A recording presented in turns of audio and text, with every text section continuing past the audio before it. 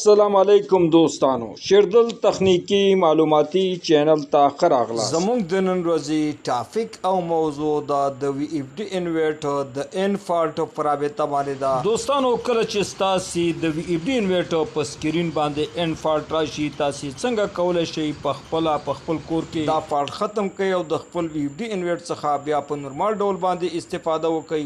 نو دوستانو زه غواړم په دې رابطه ستاسو سره مختصر لنډ او مهم معلومات شریک کړم. نو دوستانو دا ویډیو بس سکپ کوئ تر اخره پورې وګورئ تر څو د دې مفیدو معلوماتو څخه ځانونه برخمن کړئ.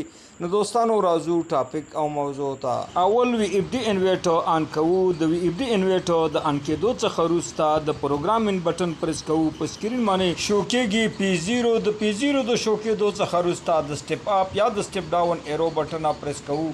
او زه دوستانو پی ای ته د پی ای د شو کېدو څخه وروسته د ډاټا بټن انټر کوو. د ډاټا بټن د انټر کېدو څخه وروسته د وی اف ډي انورټر په سکرین باندې شو کېږي پی ای 00. د پی ای 00 د شو کېدو څخه وروسته دوستانو د ډاټا بټن انټر کوو. د ډاټا بټن د پرس کېدو څخه وروسته د وی اف ډي انورټر په سکرین باندې شو کېږي 15 صفرونه. د دې 15 صفرونو د شو کېدو په ځای باندې دوستانو دلته وی اف ډي انورټر ته کوډ ورکوو چې عام کوډ دوستانو د وی اف ډي انورټر د 429.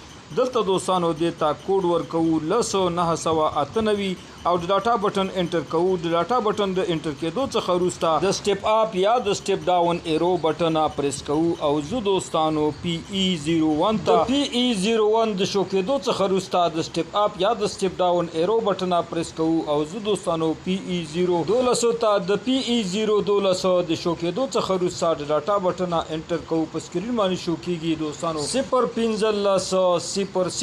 دلته دوستانو د 01500 په ځای باندې 15 صفرونه انتخابو. او دوستانو د ډاټا بټن انټر د ډاټا بټن د انټر کېدو یا پرس کېدو څخه وروسته د پروګرام څخه وځو. د دې څخه وروسته دوستانو د وی اف ډي انورټر د اپ بټن دا پرس کوو او وی اف ډي انورټر چې دا بندوو د 2 سکندو لپاره. د دې څخه وروسته دوستانو خپل وی اف ډي انورټر د سٹارټ یعنی د آن بټن پرس کوو. ان شاء الله د دې پارامټر د سیټ کېدو څخه وروسته زمونږ په وی اف ډي انورټر باندې بعد د ان فالټ نه راځي او زمونږ وی اف ډي انورټر بعد په پوخا په شانتي په نورمال ډول باندې چلیږي. نو دوستانو دا وا زمونږ د نن ورځې ټاپک او موضوع چې د وی اف ډي انورټر د ان فالټ پر رابطه باندې وا.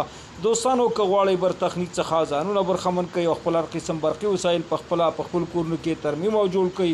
نو دوستانو که تر اوسه پورې مو زما چینل نوی سبسکرایب کړئ نو مهرباني وکړئ زما چینل سره سبسکرایب کړئ. او که دا ویډیو مو خوښه شوي در سره لایک او شیر کړئ د خپلو ملګرو سره تر څو خیر او پیدا ټولو ته ورسیږي. دوستانو ستاسې له توجه او لیدو څخه یو نړۍ مننه. السلام علیکم.